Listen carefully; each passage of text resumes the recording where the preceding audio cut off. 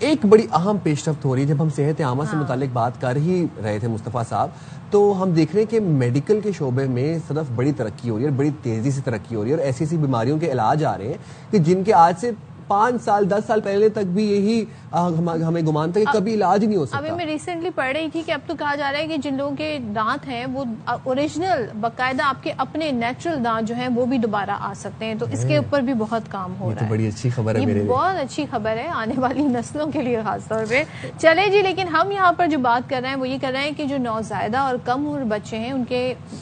Malaria کے بالخصوص علاج کے حوالے سے بڑی پیش رفت ہوئی ہے, اور پہلا منظور شدہ علاج جو ہے وہ شروع کر دیا گیا ہے. سوئٹزرلینڈ میں جو نوزائیدہ بچے ہیں ان کے لیے ملیریا کی دوا کی منظوری دی گئی ہے, خاص طور پر ان بچوں کے لیے تیار کی گئی ہے جن کا وزن بہت کم ہے, یعنی کہ 4.5 کلو گرام سے کم ہوتا ہے. اس سے قبل کیا ہوتا تھا کہ جو بچے ہیں اس ایج گروپ کے جو بچے ہیں یا اس ویٹ پہ جو بچے ہیں ان کا علاج بڑی عمر کے بچوں کی ادویات سے کیا جاتا تھا, جو سم ٹائمز اور most of the times in کے لیے جان لیوا ثابت ہو سکتی تھیں. سو اب کیا ہو رہا ہے کہ بھائی اب دوائی فراہم کی جائے گی. افریقی ممالک میں ہم دیکھ رہے ہیں کہ وہاں بھی فراہم کی جائے گی, اور جہاں ملیریا عام ہے چند ہفتوں میں دوا کی فراہمی شروع ہونے کا امکان ہے. بالکل. اور ابھی ادویات کے اندر اتنی ترقی ہو رہی ہے اور اتنی جدت آ رہی ہے, اور ایسے سے انکیوریبل امراض کا علاج آ رہا ہے اب کہ ہم دیکھ رہے ہیں کہ اٹ از ویری گڈ, اور اچھی امپروومنٹس ہم دیکھ رہے ہیں. لیکن پاکستان میں کیا ہو رہا ہے اب آپ دیکھیں کہ جب ہم کراچی کی بات کرتے ہیں, کچھ روز پہلے ہم آپ کو بتا رہے تھے کس طریقے سے چینی کی مصنوعی قلت پیدا کی جاتی ہے اس وجہ سے تاکہ اس کی قیمتیں بڑھائی جا سکیں. اب سیم وہی پیٹرن ہے, سیم وہی ٹیکنیک, اور ہم دیکھتے ہیں کہ ہر کچھ عرصے بعد کراچی میں ادویات کی قلت پیدا کر دی جاتی ہے اور پھر تھوڑے عرصے بعد ان کی قیمتیں بڑھا دی جاتی ہیں. اب غریب عوام, فرض کریں کہ جو شخص 35-40 ہزار کما رہا ہے اور وہ خدا نہ خواستہ کسی مرض میں مبتلا ہے, اس کے لیے بہت مشکل ہو رہا ہے ادویات کو افورڈ کرنا. جان بچانے والی ادویات کی اگر بات کی جائے, ان کی مصنوعی قلت پیدا کر دی جاتی ہے اور مریض اس سے بڑے پریشان ہیں. اچھا, بون میرو کی ادویات ہیں, اس میں بون میرو کے انجیکشنز ہیں, اس کے بعد انسولین شاٹس ہیں, کینسر کی جو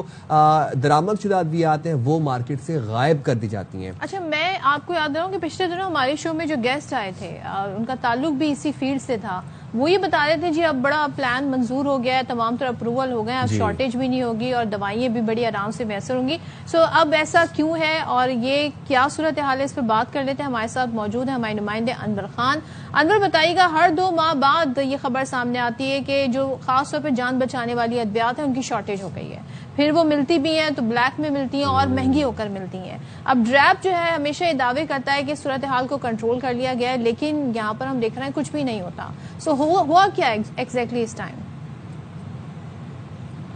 جی دیکھیں, بنیادی طور پر جو مسئلہ سامنے آتا ہے اس تمام صورتحال کے اندر جو بروکر ہوتے ہیں, وہ جو بروکر بنیادی طور پر وہ تمام سامان کو, ادویات کو اسٹاک اسٹاک جو ہے وہ ذخیرہ کر لیتے ہیں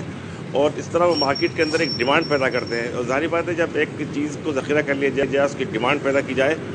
تو اس کے نتیجے کے اندر بلیک مارکیٹنگ سامنے آتی ہے. اور اس وقت جان بچانے والی جو ادویات ہیں ان کی کمی کو, ان کی بڑھتی ہوئی قیمتوں کو ڈریپ نے بھی تسلیم کیا ہے, اور اس حوالے سے آئندہ آنے والے چند دنوں کے اندر ایک مؤثر کارروائی کا عندیہ بھی دیا جا رہا ہے. تاہم اس وقت امراض قلب اور کینسر کے مریض اور بون میرو ٹرانسپلانٹ کے وہ افراد کے جن کی عمریں 60 سال سے زائد ہوتی ہیں, جن کو بون میرو نہیں کیا جاتا, ان کی جو ایک ٹیبلیٹ آتی ہے اس کو ہوتا ہے بیکٹوسین, اس کی قیمت جو ہے وہ تقریباً 70,000 روپے تک پہنچ چکی ہے. اس کے ساتھ ساتھ اگر خون کے سرطان کے اندر مبتلا ایسے مریض کے جن کی عمر جو ہے وہ 50 سے 55 اور 60 سال کے درمیان ہو جاتی ہے, تو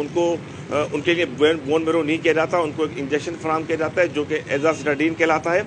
اس کی قیمت کم و بیش 1 سے 1.5 مہینے کے دوران 14,000 تھی, وہ قیمت بڑی تیزی سے بڑھتی ہوئی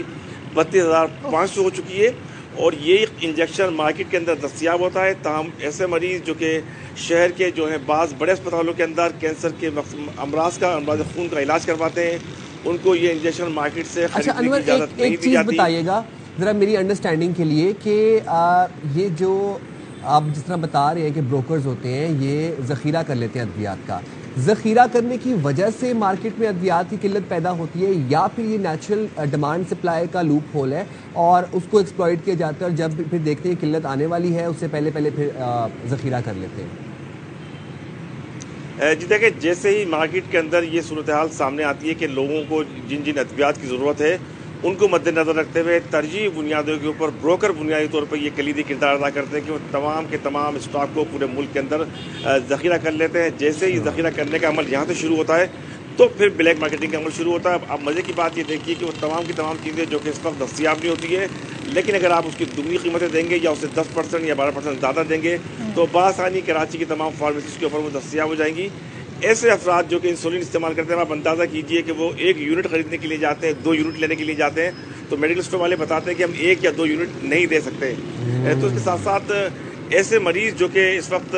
ذہنی امراض کا شکار ہیں، ان کی ادویاتی کمی کا سامنا ہے، اگر ان کو دوائیاں وقت کے اوپر نہ ملیں تو وہ مرض ایک نئی شکل اختیار کر لیتا ہے. تو اب لوگ ترجیح بنیاد پر یہ کہتے ہیں کہ صبح میں دوائی کھا لیں، دوپہر گیپ کر دیں، رات میں دوائی کھا لیں، شام کی دوائی کھا لیں. تو یہ جو بے ہنگم ایک ربط جو لوگ اپنے طور پہ بناتے ہیں، اس کے نتیجے کے اندر ان کی صحتیں بھی متاثر ہو رہی ہیں. ڈرائیور حکام نے اس بات کو تسلیم کیا ہے کہ صورتحال بالکل الارمنگ ہوتی جا رہی ہے اور جلد ان کے خلاف کارروائی کی جائے گی، لیکن خدشہ یہی ظاہر کیا جا رہا ہے کہ ہر 1 سے 2 مہینے بعد یہ صورتحال سامنے آتی ہے اور تمام کی تمام ضروری ادویات کی قلت کا سامنا ہے. یہ کارروائی ہونی چاہیے اور ایسی کارروائی ہونی چاہیے کہ اس کے بعد پھر یہ مسائل دوبارہ اس طرح سے سامنے نہ آئیں. تھینک یو سو مچ انور خان، ہمیں کرنٹ سچویشن سے آگاہ کرنے